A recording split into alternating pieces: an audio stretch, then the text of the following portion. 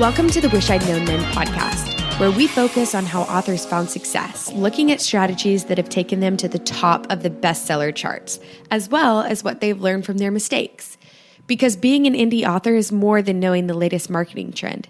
It's about being innovative and creative and learning from your mistakes. Your co-hosts, Jami and Sara Rosette, couldn't be more different. In fact, they're a study in contrasts. However, despite all of their differences, they agree that sharing what they wish they'd known, both the good and the bad, is the key to moving forward. Let's get to the show. Welcome to the Wish I'd Known Then podcast. I'm Sara Rosette. And I'm Jami Albright. And today we have Julia Kent as our guest. Julia is a romance author, and she is a USA Today and New York Times bestseller. She writes in multiple genres, and she writes with multiple writing partners. And so we talk about that today. It's a great interview. Yeah. And she's wonderful. She's very helpful and helped Jami a lot. And we talk about that a little in the interview. And we talked about some really interesting things in this one that we haven't talked about before. Audio and translations. And we talked about spinoffs and how she kind of what she had learned from that. And that was interesting to me because I've got a series where I thought I have a character who's writing a book, and I've had people email me and say, hey, is this book really out? And she had done something similar to that. So I was really interested in her answer because, that's one of those like squirrel things that I would love to go do, but I don't know that it's really the best use of my time. So I haven't done it. That's I know. It's hard to decide. Yeah. So what's going on with you this week? So I have a sale coming up for one of my series. The first book is going to be on sale. So I've been meaning to do this for years. I've gone into each book in the series and made sure the back matter is all updated and that it leads to the next book. It has the blurb and everything and the cover for the next book. So I updated all that. And so basically I've been doing catalog maintenance, which is so exciting. Right. And kids, if you're listening at home, this is really important stuff if you want to read through from one book to the next book in a series. It's really good, but it's like mind-numbing because I'm wide. So it's 7 books on 6 vendors, I think. So basically that's what I've been doing for the last couple of days. I did get a little writing done, but I keep telling myself it's worth it. It's a good thing to do, even though it's kind of hard for me to do that. So it's a pain. But it needs to be done. I mean, it's a good best practice in my opinion. Yeah. But I do have one fun thing that I found. So this will be much more exciting than catalog maintenance. I found a new show. It's a mystery show called the Mallorca Files. I don't know if you've heard of this. It's on. Okay, so it's on in the U.S. It's on BritBox, Amazon.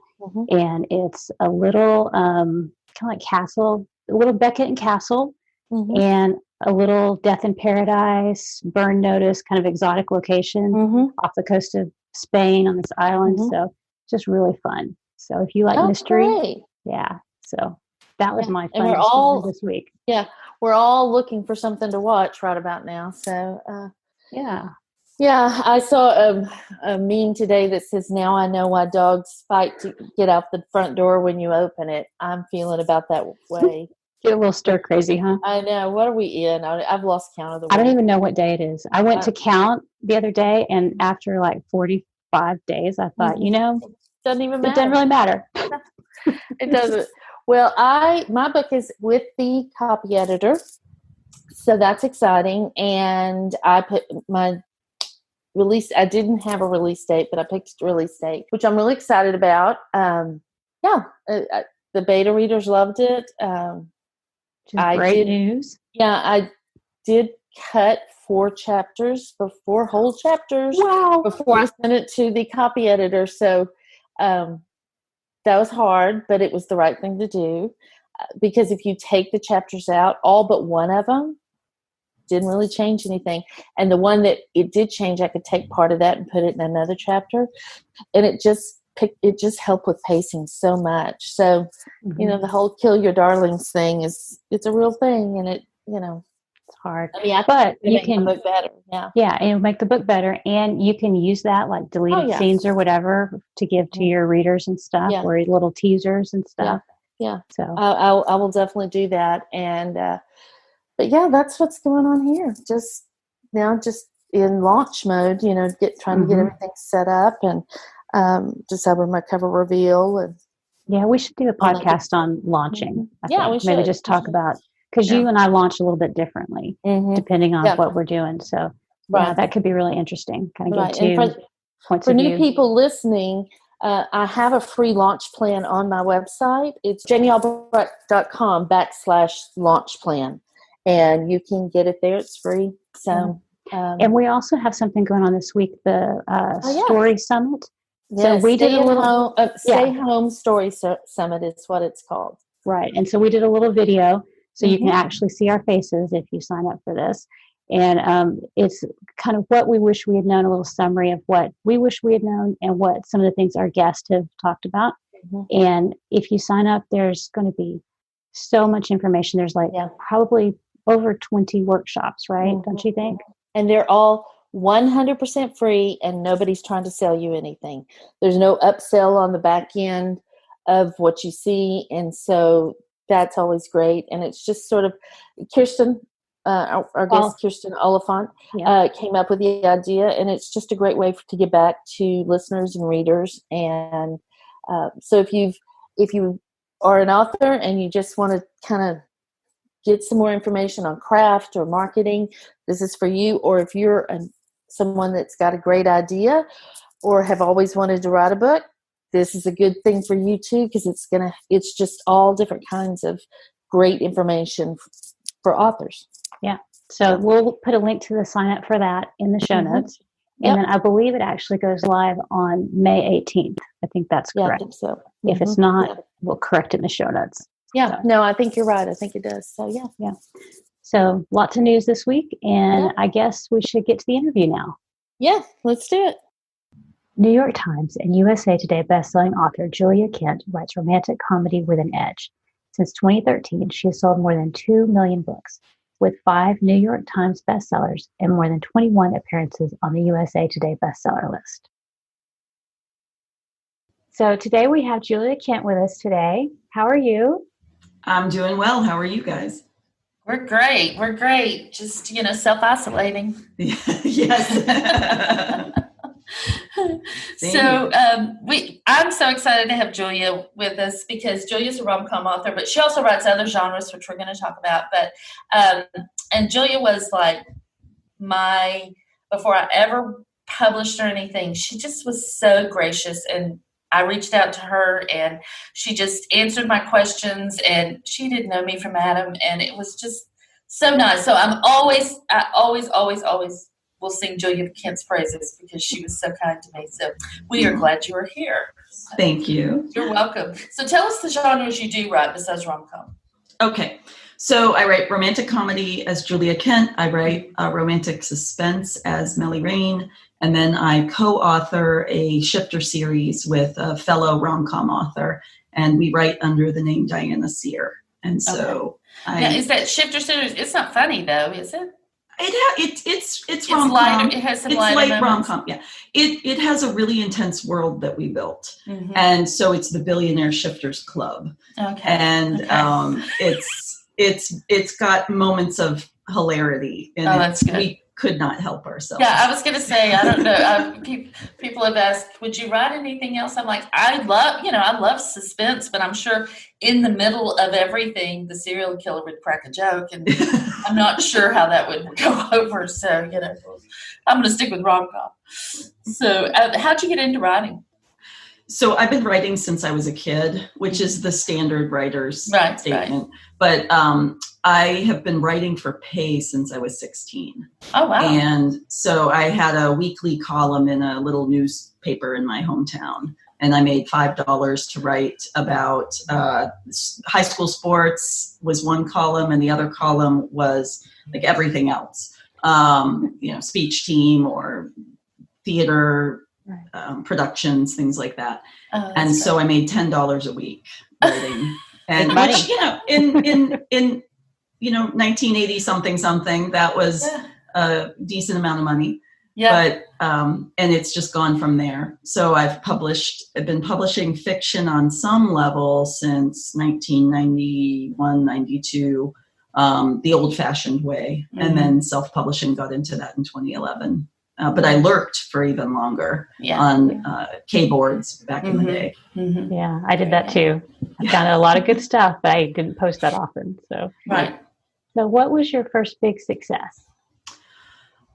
So my first big success was a book called Maliciously Obedient, which was actually my fourth book. My fifth book. So the first 4 books that I wrote were novellas. And the Maliciously Obedient I was part of a group of authors who in 2013, we decided to create our own book tour. And, that was kind of dark, not quite the dark ages of self-publishing, but earlier days. Mm-hmm. And so it was late 2012, early 2013 that this group said, well, why don't we do our own book tour? Mm-hmm.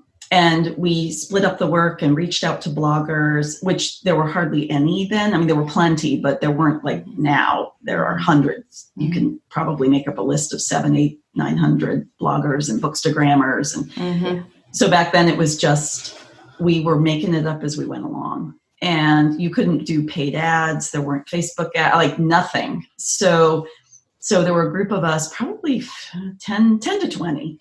And so Maliciously Obedient was my book for that tour. And I decided to start a new series. Mm-hmm. And as a result of that, by early March, my book hit number 6 on Barnes & Noble. Oh, wow. At 99 cents. Mm-hmm. And it didn't do as well on Amazon. It didn't do as well anywhere else. And I mean, you couldn't go direct on Apple back then. Mm-hmm. I think I knew about Kobo writing, or maybe Kobo writing like didn't exist yet, or it was a thing that was a mystery to me, so, and I wasn't on Google Play when any of that happened. So having it hit number 6 was like a big deal. Mm-hmm. And that was the month I made more money in that month because people found that book and then went and bought every single other book. Mm-hmm. And I had just gone wide. I had been in Select with the first 4 books and decided to go wide for this. So I wasn't in Select for very long. Mm-hmm. But so by March of 2013, I made as much in 1 month as I made in my job in a year. Oh my gosh. And now I had a part-time job. I know, but still. Right. It was a part-time university administrator's job with benefits. Mm-hmm. And so that was my first success. And then the next book exploded after that. And that was Random Acts of Crazy. Yeah. So I am very fortunate. It happened pretty early for me. It didn't. 2 years before that, I had actually published my first self-published book under a pen name I won't utter. Never reveal. So it wasn't an overnight success. Mm-hmm. It was a 2-year learn from mistakes, try things that didn't work. I tried to write a series of historicals and learned quickly that just because I was a history professor before didn't mean I could write historicals. Right. Yeah.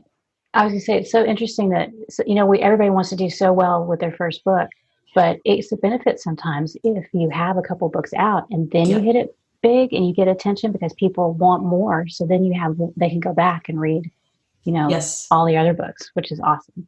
Yeah. In a way, it's a disadvantage to have your first or your second book take off. It really is. I think that I know for me, my earlier books, I've had to go back and re-edit them because I felt like the quality wasn't quite there, or maybe the quality was there, but the pacing was off, or, that kind of feeling, or what are the elements that I would absolutely intrinsically put into a book now that I just wasn't experienced enough to do then. Back then. Mm-hmm. Yeah. And so if your 10th book, may your 10th book explode, in other words, and all those people can go back and read the backlist. Right. But I think especially if you're all in on Kindle Unlimited, you really want that backlist. Oh yeah. Yeah. When you don't write fast, you're just sitting there with one book going, hey, have you read my book? Right. The other one's coming. I swear it's coming. But yeah, so yeah, I agree. It would have been, if I had, Julia's advice to me was write 3 books. I had 1.5 written when I put it out. So that's the only thing she told me to do that I didn't do. But I wish I had. That was really, really good advice. Yeah, exactly. So what do you wish you'd known about writing and craft, Julia? I wish when I started that I had really understood better the emotional reasons people read romance. And they're not, so yeah. They're not the shallow reasons that people wave off. Mm-hmm. That's, and it's not that I ever thought they were shallow. It's more, I thought I wanted to tell a good story. Mm-hmm. So I told my story. Now I still tell what I hope are good stories, but I have a better understanding of why people want to read what I write, mm-hmm. or why people want to read romance, period. Mm-hmm. And having that inside as I'm telling the story means that I can connect even better with what the reader needs, not just wants, but what they need. Yeah. And I think if I had understood that better 9 or 7 years ago, I would have connected even more and been able to provide an even richer experience for the reader. That's so great. Yeah, that's such a good answer because it's true. I think about when I was reading romance before I started writing romance. I mean, it was, there was just that thing there, and it wasn't what a lot of people think it is, that it's, the sex or what, it's right. That relationship, it's that feeling connected to, well, for me, it was feeling connected to these characters, and because I would read long series because I loved, knowing these characters and being part of that world and stuff. Now, that's such a good answer. I wouldn't have come up with that one, but that's a good one. Yeah. Thank you. So what do you wish you had known about promotion and marketing? Switching to the other hat that we have to wear. 2012 and 2013, marketing and promotion was so different. Mm-hmm. I mean, night and day. So when my 6th book took off, Random Acts of Crazy, he asked me what my marketing budget had been for Random Acts of Crazy, which had hit the USA Today bestseller list in release and had stayed in the top 100 on Amazon for 3 weeks. And I said $70. And that's how much things have changed. And that's exactly how much things have changed, because I think I spend $70 when I cough on an AMS ad now, if you can get it delivered, or on certainly on Facebook. That's 3 minutes of Facebook ads some days. Exactly. But back then it was so manual. It was emailing, and even messaging someone on Facebook was a new thing. Mm-hmm. The idea that you would reach out to a bunch of bloggers was new. So it was very like gonzo marketing and promotion back then. It was whatever you could think of that might get somebody to mention you. Mm-hmm. Well, now we have promo tours and book promo companies and PR people you can hire, and you have those relationships. You can go to conferences. We can't now, but you can, in-person marketing even, and connections, and you can pay your way to higher rankings and sell books that way. Now, no amount of paid advertising is going to create a readership if the books aren't good enough to create a readership. So that's right. Different. But I think back then I just,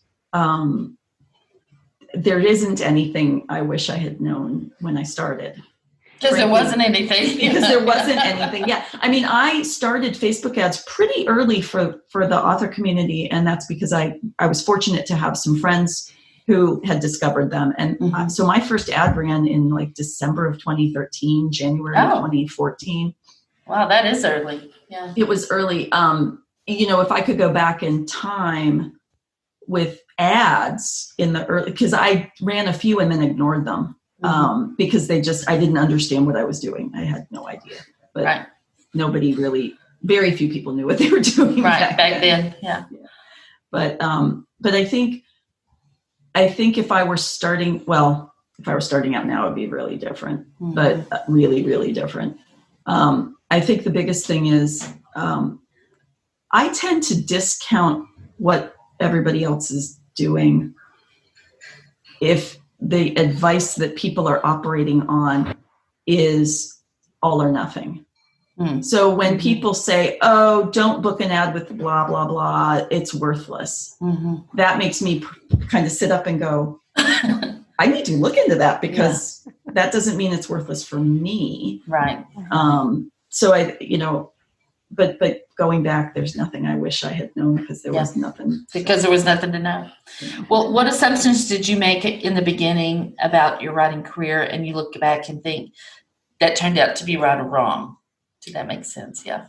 Oh, well, okay. So my earliest books, I thought, well, I was a history professor. I've done research in archives in different countries. I can write a historical romance that's better than any other historical romance because mine will be authentic. And different? And different. Oh, and I haven't thought about this memory in ages, but I went to, so this is how I started going to Romance Writers of America. I didn't join. I started going, like you're allowed to go to a certain number of meetings. Regional group. And I went to the very first one, and it was a lovely gathering of people, all women. And someone asked what I was writing, and we were standing up and introducing ourselves and talking about what we were writing. And I said, well, mine is a sort of time travel, sort of historical.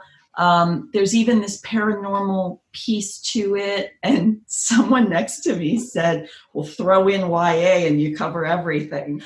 And I remember not understanding what that meant. And now I do. You were thinking, oh yeah, I could do that. That's right. Yeah. Maybe I'll make it a mystery too. And, it's a cozy with sex. Yeah. So I think that I had this assumption that, well, I know how to write, and I had,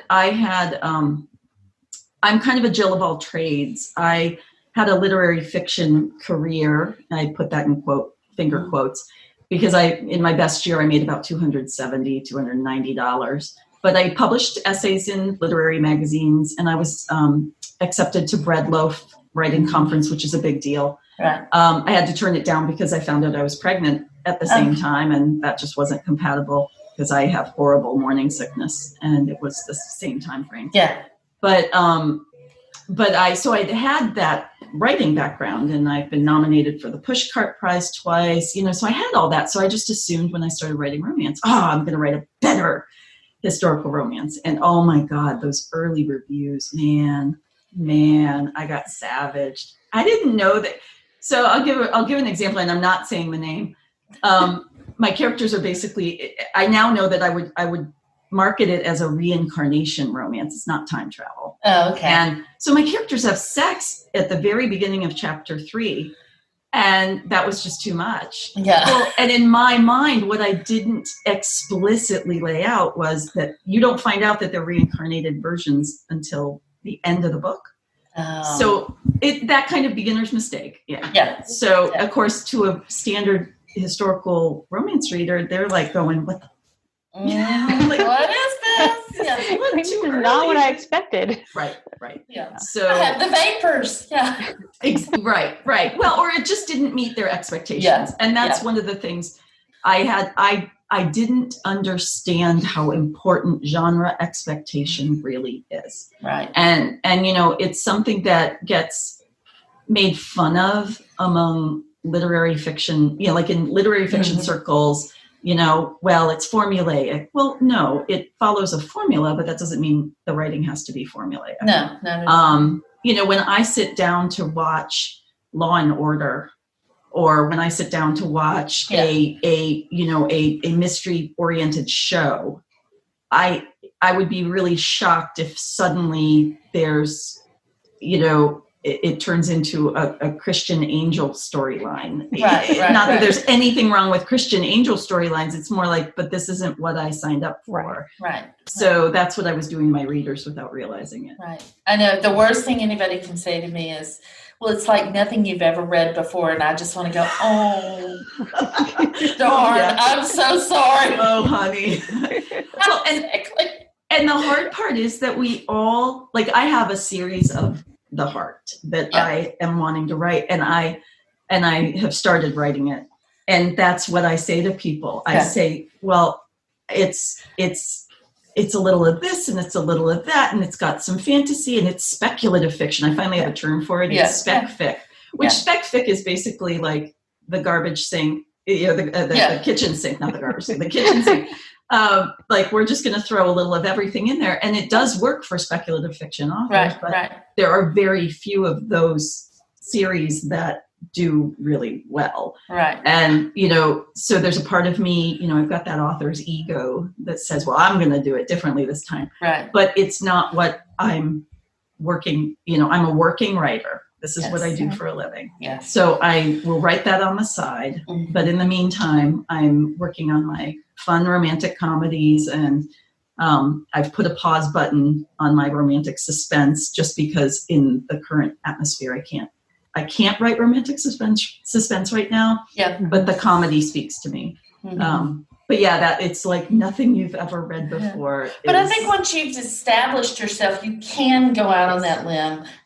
In the beginning, I just think, you can do it, and you may, if you have success, I want to know about it, because that is pretty uncommon. But I always just go, oh, I wish it was a little more like something I had read, because it would help you, I think, if you did that. So have you ever made a mistake that turned out to be a good thing?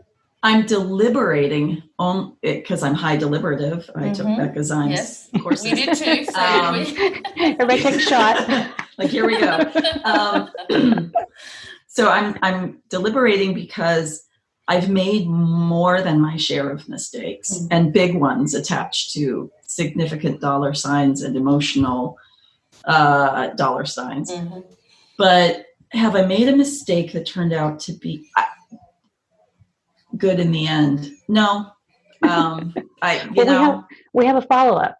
Okay. Okay. So have you ever done the opposite, where you thought you had this great idea, but then it didn't turn out to be so great?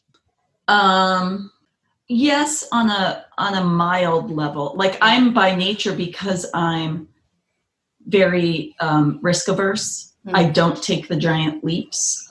If anything, that's been my biggest error, not taking leaps. Mm-hmm. But I've had spin-offs. So I've had two things that have happened that didn't turn out as well as I had hoped. I've had one spin-off. I co-author a spin-off series from my Shopping for a Billionaire series, that it surprised me that it hasn't done better than it. I thought, oh, great, spin-off, whole new series. Readers will love this because they'll have something to read. And it's done well among the super core, but it hasn't done well in the next ring or the ring after that or the ring after that of readers. And so that was surprising, because that took a lot of time and effort. And there's cameos from the other good ones. Oh, yeah. Mm-hmm. And then the other is I have a character in my random series, Darla. She's the main character. And by book 4, she started writing shifter novels as an inside joke. Yeah. And this was in 2014, before I was writing shifter novels. And I got enough fan email saying, where's that novel? Where are Darla's books? And so I've actually put out 2. I've created something called the Camp Shifter series, and it's the premise, and it's under the name DJ Jennings, which is Darla Jennings. Oh, how funny. And the premise is that we have a world where shifters are known but are discriminated against. And and you find out, it's kind of got a little Hogwarts-esque thing to it. You find out between the ages of 18 and 25 that you're a shifter. You either shift for the first time uncontrollably, and then, or you get a letter telling you you have to spend a month at Camp Shifter getting trained to be a shifter. And there's a shifter vaccine, and it's really, I had a lot of fun with it.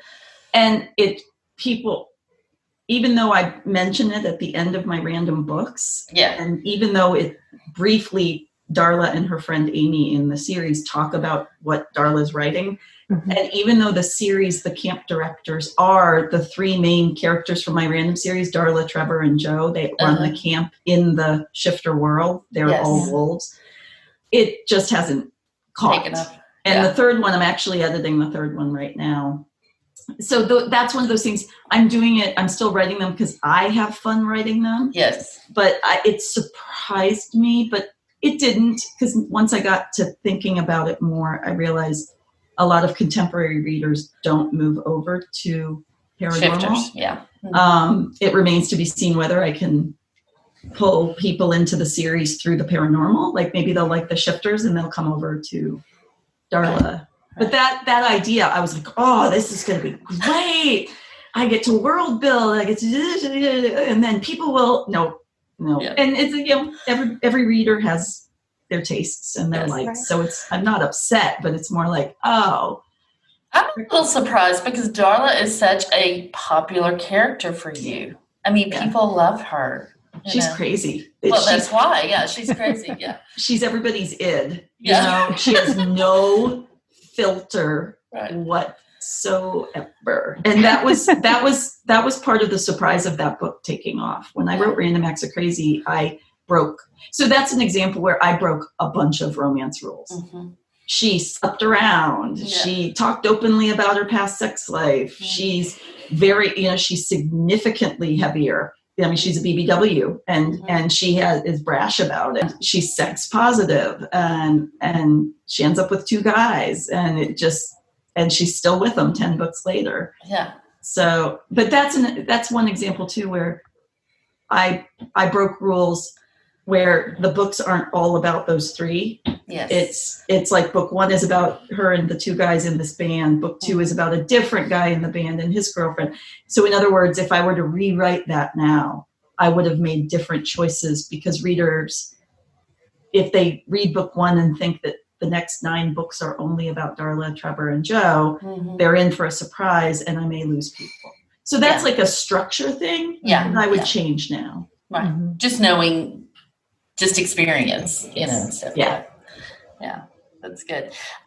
So is there anything you've stopped doing, tasks or goals or things you've taken off your plate because they don't have an ROI financially or emotionally or even, socially, basically? And why have you done that? That's a really good question. I'm really bad at that. I'm really, my scope creep is huge for me because and this is like I don't know if you want to call it a psychological quirk or just a weakness or not a strength, as Becca would say, not a weakness, just not a strength or a basement for one of my strengths. It's very hard. I call it superstition. It's really hard for me to let go of the superstitious behaviors. But it's really critical to do that. So the pruning, I would say I haven't dropped a lot of things, but I've delegated them. I have learned to delegate a lot of things. I have an absolutely outstanding project manager / assistant who I've worked with now for 5.5 years. And she's just phenomenal. And so as time has passed, we've migrated more and more responsibilities and tasks to her. But I would say I haven't dropped a lot of things, but I would say we've honed them. So for instance, there might have been a time that I wanted to, I'm trying to think of an example. Newsletter building is one example. I don't do as much of the quote unquote cold newsletter building where you join us, a sweepstakes or not join, you help to sponsor a larger giveaway or sweepstakes or things like that. Not because I don't find any value in it. It's just that right now I'm finding that that's not a good way for me to build a mailing list. but again, it's not that I don't do them ever. It's that I'm more selective about that. Another one is group projects. I don't have the bandwidth to do a lot of things that I did in the past. And so I've had to, I have 3 kids. I have a husband who has some significant health issues that we've talked openly about. My husband is losing his vision and requires surgeries that no longer can be done. So my life is on the personal side very different than it was 4 or 5 years ago, 3 years ago even. Right. So yeah. Yeah. Well, I have too, and I haven't been doing this as long as you, but like there are just some things that I like, parties or things like that, unless it's like a really good friend or because you did this for me, someone who's just starting that I know that I know their books, that I will jump in there. But it's just, to me, that requires so much mental energy. And it's not really that hard, but I don't know why. That is that one thing, that you're just like, I can't do that anymore. If I can do it, but if I do that, then something else just doesn't get done the way I need it to get done. So for me, that's the one thing I'm taking off. But it's so funny because for other people, that's just not even a big deal. But for me, for whatever reason, that's just one of those things. So I get what you're saying. So tell us about writing multiple genres. Like, how did that start? And I guess because we're going to talk about your co-writing too, like you can talk about both of those things together. Like how did you get into just writing both genres and then co-writing with other people? Yeah, I started with all the romantic comedy because when I wrote, no matter what, I veered into comedy. Like even when I was writing the historicals, I kept doing silly, goofy things in them that I kept having to get weeded out. And finally I was like, well, then I'm just going to write comedy.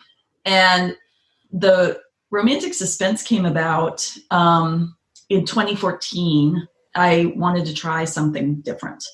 I was just curious. And comedy is hard to write because the kind of comedy I write often relies on a long seeded meaning SEEDED. I have to seed the joke for long stretches of time until you hit the apex and the kind of the climax of the joke whaps you, and it's the way that I write. And that's tiring sometimes. Yes. It's hard. It's really hard to think ahead and say, what can I put in chapter 2 that's going to come back and bite the heroine in the butt in chapter 7? And so I found myself reading mystery and reading suspense and really liking it and thinking, ooh, I could like really mess with people's emotions. This would be fun. Like, and so I just started writing and it evolved from there. And I decided to tackle a motorcycle club romance, but I did it my own weird way. And it kind of went from there. And so I also, because I'm a working writer, until this year, I was the sole support for the family. It's kind of complicated, but my husband went back to work after being offered like the primo consulting gig, work from home, pick your hours kind of like the job everyone imagines somebody offers you. Yeah. So, but that's new. That just happened mid-year last year. And so I was it. And so when I couldn't write comedy, I was like, I gotta write something. And so originally it just started as, can I write suspense? Can I write this? And then it became, well, if I can't write comedy, I need to write something else to generate revenue. And I chose a completely different pen name, because the Melly Rain books that I write are so different. I mean, there are flashes of comedy, but they are literally like 2 paragraphs in like an entire book. And I have to be really careful when I write them because sometimes the comedy does try to come out. But I published them and didn't tell anyone. I remember. Yeah. I had a few author friends who wrote more intense, not so much suspense, but more intense romance, who helped me a little bit with promo.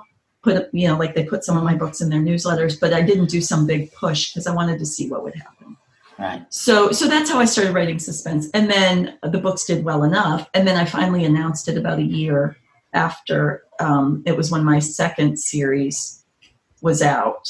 And I got a BookBub on the box set and decided, okay, I'm going to go for it. I'm just going to tell everybody. And to my surprise, I let my Julia Kent readers know. And on the day I let them know, I sold, now the box set was 99 cents, but I sold 1,600 copies of set from my newsletter. Yeah. It was like, I had coded the link to see, that kind of a thing. And it was like, and I hit, hit USA Today that week. Wow. So that was, and then that was actually, I almost killed that name off in late 2016. I had my third series, the Harmless series, came out, and it was doing okay. It was doing okay, but not great. And my Julia books were doing even better. So I said, okay, well, I have to focus on Julia. And then I got a BookBub on the first book of my Harmless series in February of 2017, and it exploded. So it's just been an interesting thing where I think, okay, I'm going to put a pause button on this or not do this. And then the shifter writing came out. A friend of mine, we were at NINC in 2014, and we had a really big bottle of vodka in our room. In her room. And it was one of those like, we should write together. Yeah. What should we write? Well, not rom-com, because we both write rom-com. Yeah. We should write like shifters. Like it just like billionaire shifters. Yeah. Yeah. And it just British. Hot billionaire shifters. Sometimes those decisions are the best when you just, if you know somebody well and your co-writer really well, it sounds like. Yes. Yeah. Well, and we're open about it. My co-writer is Gretchen Galway, and she's awesome. And she writes really, really funny rom-coms. And now she's writing cozy, very, very good cozy mysteries. My husband, he is a huge fan of her cozies. She writes these witch PNR cozies that are really well done. That's awesome. But yeah, so that's kind of how it all evolved. And then how do you do the co-writing? Do you plot it all together? I mean, get it and plot it together and then go back and forth, or? It's a mixture, because we did 6 books and each book was a little different. In the beginning, we really plotted. And then I wrote most of one POV and she wrote most of the other POV. That's how, It was very fun to play hot potato with, and it's kind of like a lot of one-upmanship. Yeah, I was going to say. Like, ha ha ha, beat this. Like you have that feeling of sending those 2,000 words off to the other going, And she always raised the bar. And I was like, oh man. That is fantastic. Such a good author. But we've had a lot of fun. We've had a lot of fun with those books. So. That's great. Well, one thing we wanted to ask you about was writing ahead in production. And so I'm curious about that, but then I'm also curious how you balance all of the projects, because you have a bunch of different series going. So tell us a little bit about that. So writing ahead, I've been trying, it was my big goal for 2019 and I did it, trying to write ahead enough to get simultaneous audio. And, that really made a difference for me and has made a difference. And I've been fortunate enough to get access to some really top-notch narrators. I've been fortunate. I've been working with Tanya Eby since, 2014. And that was because Gretchen Galway recommended her. So, and she has done some of Gretchen's books. But I've worked with Zach Weber, Amy McFadden, Aaron Mallon, Sebastian York, Andy Arndt, Tad Branson. I'm going to forget somebody in here. Aaron Shedlock, Virginia Rose, Savannah Peachwood. Oh, I'm totally going to forget people. I want to be really careful. And for those of you who Joe Arden. For those of you who don't know romance, those are like the biggest names in romance audio. I mean, maybe audio in general, but definitely in romance. So yeah, those are. Oh, and Tim Page just did something something small. So these are, and it's been a real. Writing ahead has been one of the biggest challenges I've faced in my entire career because of life and motivation. And I don't do well under deadlines. That's one of the things I've learned, about myself in the last year. I just don't. The stress of the deadline isn't a motivator. Intrinsic motivation is my motivator, but you have no choice when you book a narrator.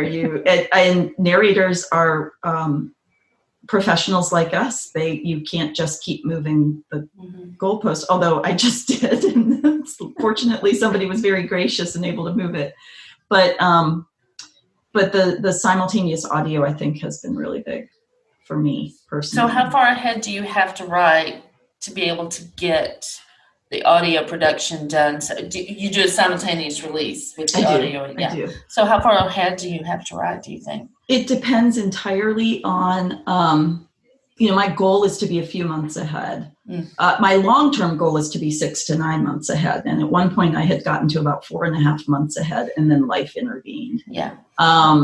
And I don't do audio for all my books, but I do them for like the major series. Although right now I'm in the middle of doing backlist audio on my random series. I saw that. Yeah. It's very cool. I've got Andy Arndt and Sebastian York and Tad Branson doing those. And so that's been really cool. But writing ahead, I don't do all of them. A few months is the best answer. I mean, it gets really technical. If you are able to, if my goal is to have a pre-order button up, then my answer is different from I'm just going to release it into the wild and hope the two sync up. And right now ACX is backed up big time. They're really backed up in approving, and they're, I've been fortunate that like Random Acts of Crazy is coming out on April 15th, and the pre-order button did just go live. So I'm fortunate, but I have heard that, and they're affected by COVID like everybody else. I mean, we assume as industry professionals that, well, our lives haven't changed that much because we're already introverts who hide in our house and don't shower for 3 days. But that's not true for Amazon and Audible and ACX and Draft to Digital and Kobo. Like these companies that are as nimble as they can be, but they have limitations. So yeah. So are you doing it yourself through ACX, or do you outsource it? Do you license the rights, or how do you do it? Oh, so I do everything. I have everything is self-published with the exception of one book that I did a traditional deal with a small subscription company called High Books. One of my books is with them. Otherwise, I've done everything myself.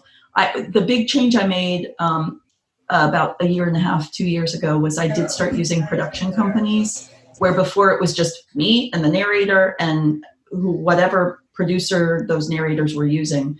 Once I started doing dual narration, it got it started to get complicated. And then frankly, I got very fortunate to start to work with Andy Arndt, who owns her own production company. And Lyric Productions has done a fabulous job with any of my multi-narrator projects that I've had. And so that's become, it's just so much easier to use a production company. But for single narrator projects, I work directly with my narrators, most of them. Yeah. That's awesome. Yeah, that's what I do too. I mean, I feel really fortunate.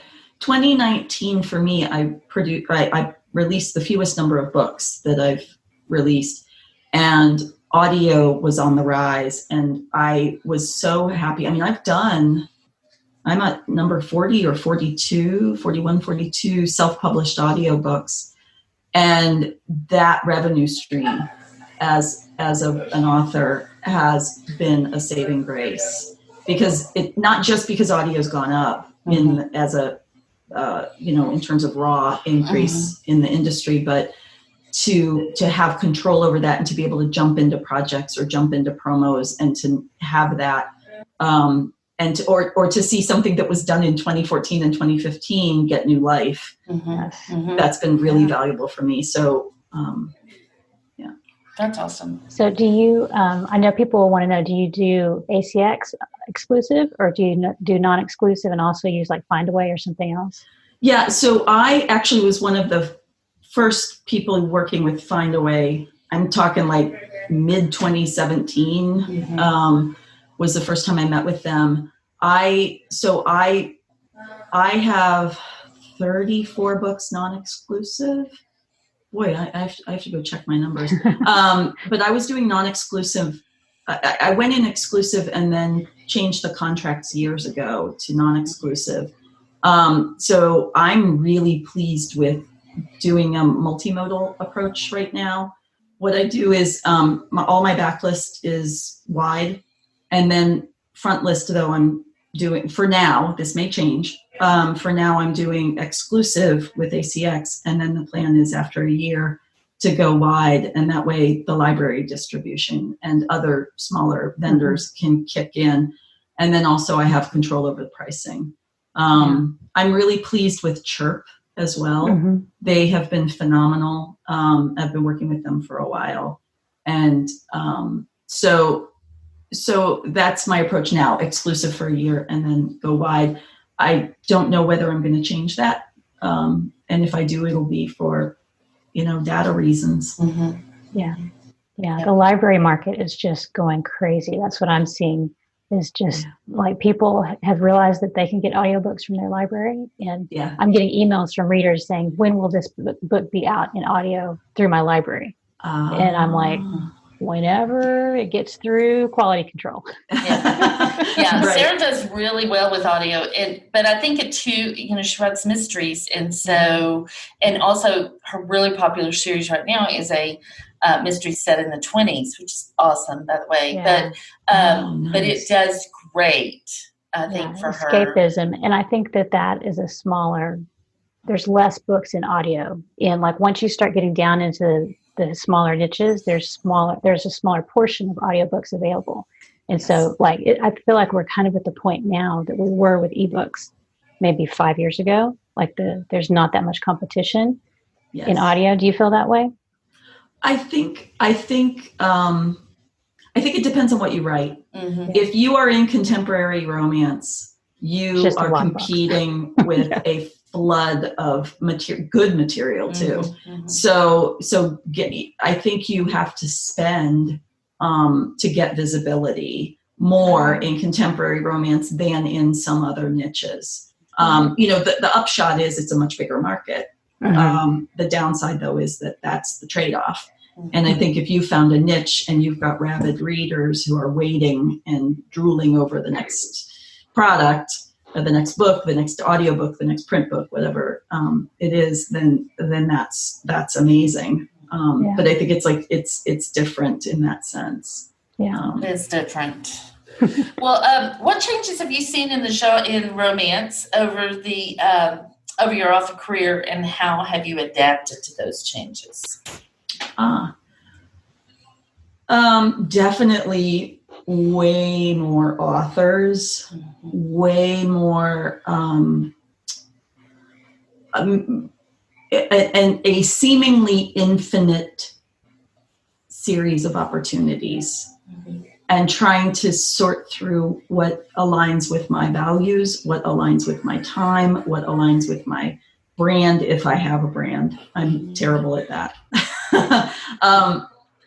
Then that's a major challenge. So I think it's just the scope creep of the industry opening up. That's been a huge change. I think there's definitely been an increase in quality standards, and I want to be careful what I mean by that. Covers in 2011, 2012, 2013 were very different than they are now. And we have access to so many good quality cover designers now that we didn't then. Right.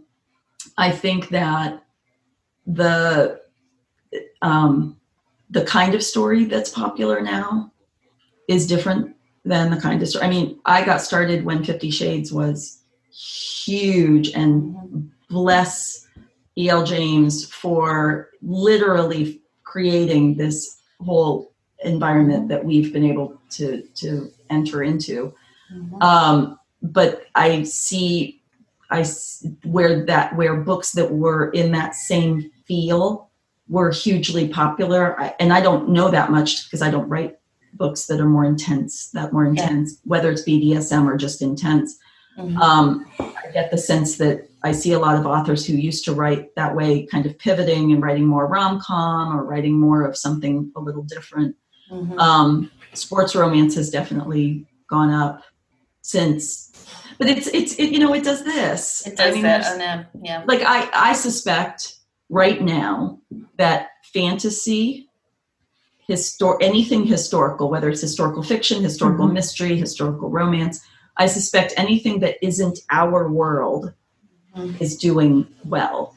Anything that isn't too serious is doing well. Because right now, if somebody even has the time to pick up an e-reader and plop down and go into a world, they're, and maybe I'm wrong. I don't know. Maybe pandemic books are doing super well, or zombie series. I don't know. But I know in romance, when you think about who reads romance, it's typically moms. And I don't think most moms right now even have a lot of time to read, bless them. Maybe audiobooks. But I think that what people are reading shifts. And an interesting conversation popped up for me in a private group I'm in, where we were talking about the fact that what we read changes, period, over time. So I may have readers who loved my books in 2013 or 2015, a different series, but it's just not their thing now. Not because the books are bad, not because it's just not who they are now versus who they were 5 or 6 years ago. And so I think their life circumstances have changed. Exactly. And so if you think about it for me as a reader, what I read now is not what I was reading 5 years ago, is not what I was reading 10 years ago. And it's not a reflection on those authors. Like I used to be a huge Jonathan Kellerman and Faye Kellerman fan.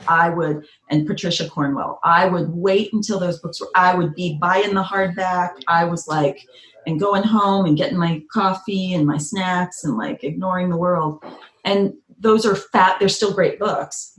But now it's like 6 years go by and I sit down and finally have time and read the 6 books that came out in those 6 years. And it's not a reflection on their writing. It's a reflection on me and my needs and who I am. Yeah. And we tend to think of groups of readers as static, that like there's a big pool of romance and mystery, but there's probably, like you're saying, there's probably more people moving from one group to the other than we realize. So that should encourage us that there's always new people out there to find, because somebody's new to rom-com or shifter or mystery, and we just have to find the new ones. Right. Yeah. And that's hard. And that's where the biggest shift, I think, in the industry has happened. I think that as there's more competition, the visibility on the vendors is, they have a fixed amount of visibility, and we're competing for small, the pie stays the same, but the number of people who want to slice has increased. And then that's where paying to get visibility comes in. But then that's a double-edged sword, because there's a limit to what you can afford. There's a limit to what readers want to be exposed to in ads.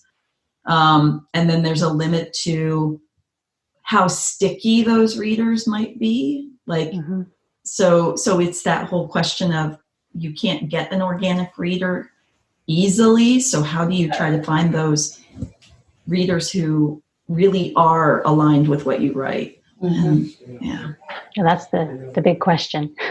It's hard. And, because I don't put books out very fast, my books rank-wise still do okay. I mean, they still do actually quit pretty well. Very well. You're good at that. You're really But the thing is, I'm like, who hasn't read this book? Because it's been out for 4 years. But then I think there are millions of people that have never even heard. In fact, when my box set came out in January, a lot of friends put it in their groups, and some friends that don't always put me out, which was fine and really great that they did. But people were like, "Oh, a new to me author," and I'm thinking,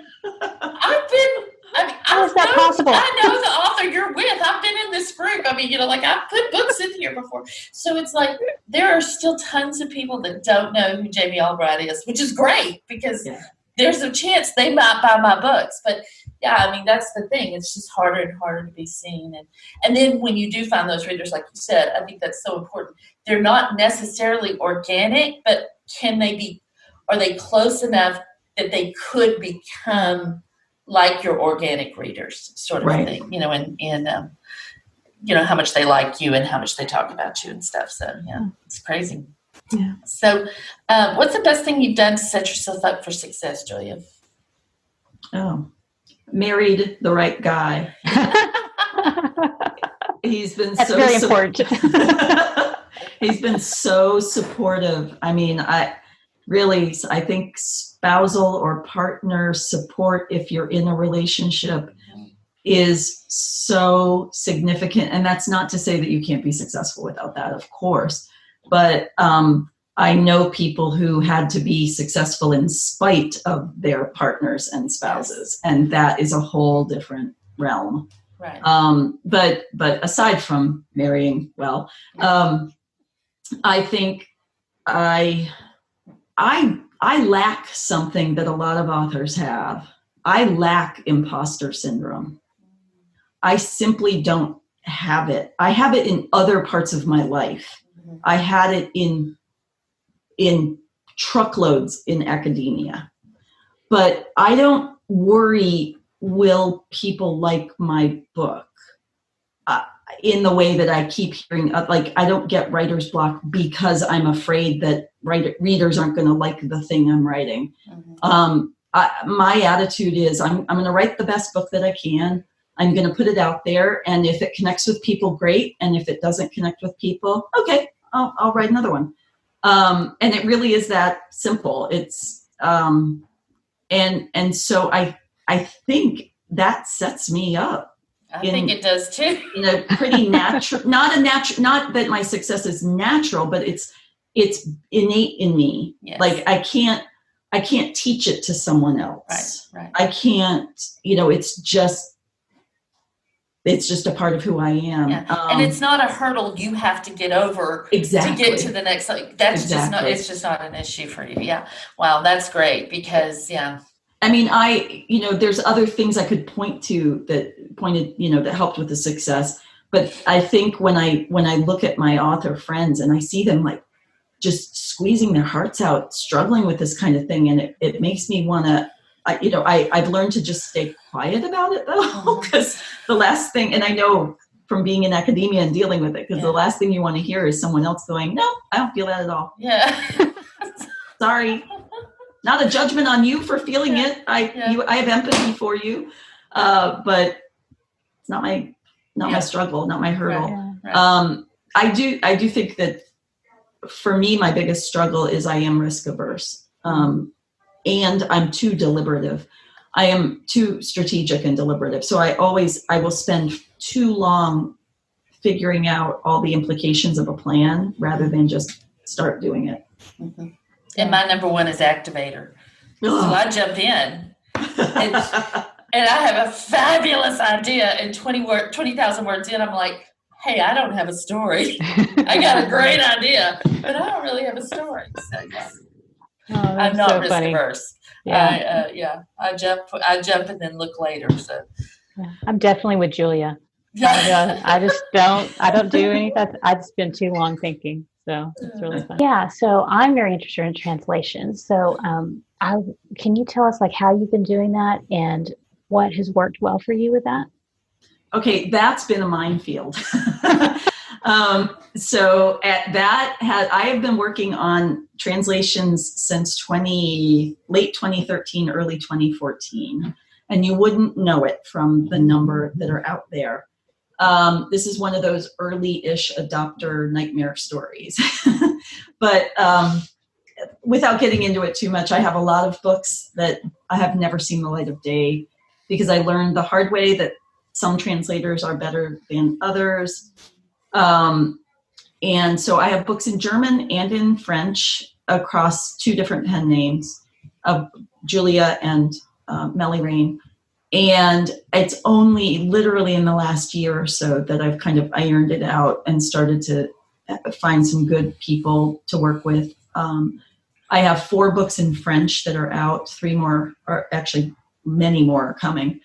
I had the very wonderful fortune of being friends with a French-American author, Olivia Riggle, who is just extraordinary. She's published with Montlake, France, hit #1 in the store. I've known her for ages, and she's one of my good author buddies. And she's been instrumental in helping me.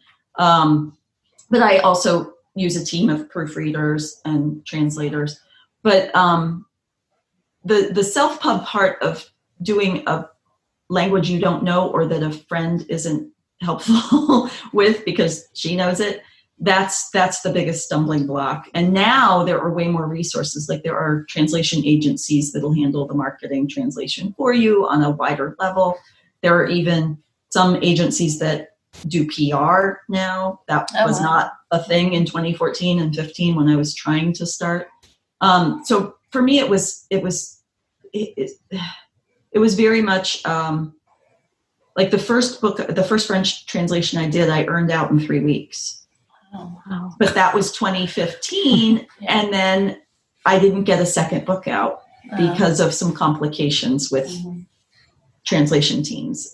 And so there were fits and starts, and then I didn't get any more French books out until last year, 2019. And the each language is different, each country is different. So the way that French readers in Canada behave is different from French readers in France. And it's, and the COVID lockdown, I believe, is changing reader behavior in certain countries, because right now I'm seeing a huge spike in French readership. And I suspect some of that is that print is very strong in those countries and people can't leave to go get their print books.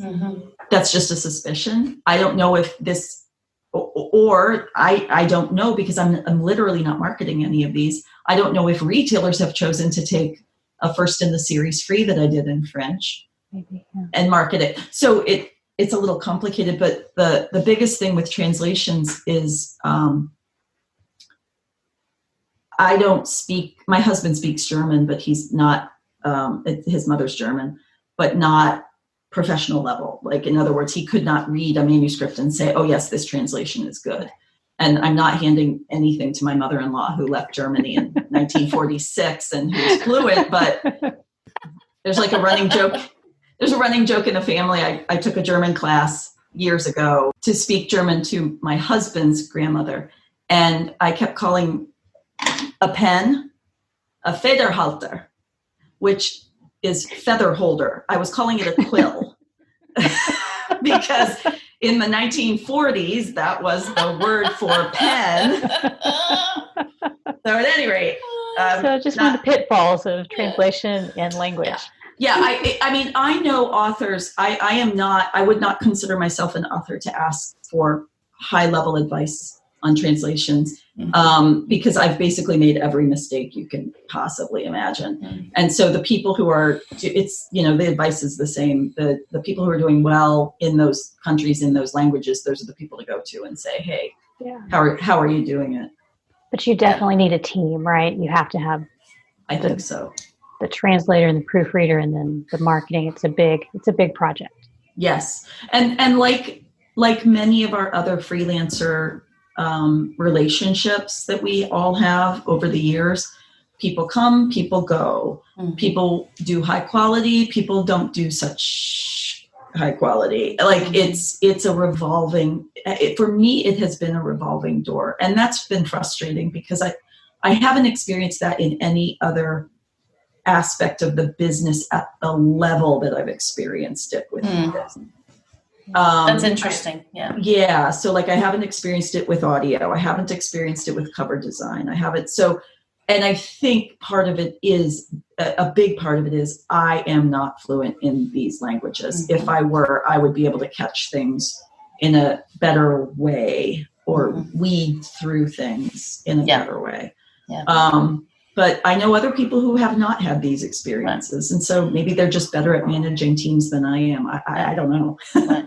So when you say your foreign sales are doing better during the COVID-19 thing, is it ebook sales or your paperback sales? Ebook. Yeah. Because we're in a group together, and I think I mentioned that, like, I have sold a lot of paperbacks over the last 2 weeks. I rarely sell paperbacks, and I've sold a lot. I mean, for me, it's a lot. Yeah. So I find that so interesting because people want their books. I don't. So like I will read on an e-reader, but it's not my preference. Especially when I'm reading nonfiction, I like the book. Right. And so I've actually been ordering more books than ever. We can't go to the library. No. You know, so I think I haven't noticed personally a paperback lift, but because I sell so few, it's a marked difference. Yeah. So I don't know if that's because there are people that there are those kind of casual readers that are ordering books. I mean, I don't know. I don't know what it is. You know, it'd be nice if they were the casual readers because that means, you're picking up.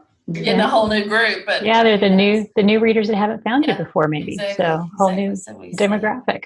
That'd be good. Well, it's been so great to have you today, and we just had a wonderful time talking. Thank you for sharing so much. We really appreciate it. Thank you. Tell everyone where they can find you and your books. Oh, okay. So you can find me at jkentauthor.com. My books are everywhere. You can find it on my books on the 5 main retailers, but you can find most of my books also on Hoopla, in your library system. Thanks for listening to the Wish I'd Known Then podcast. We hope this episode inspired you, empowered you, and made you laugh a little bit too. If you loved it, tell your friends about it. And if you feel so inclined, leave us a review. We look forward to being with you again next week.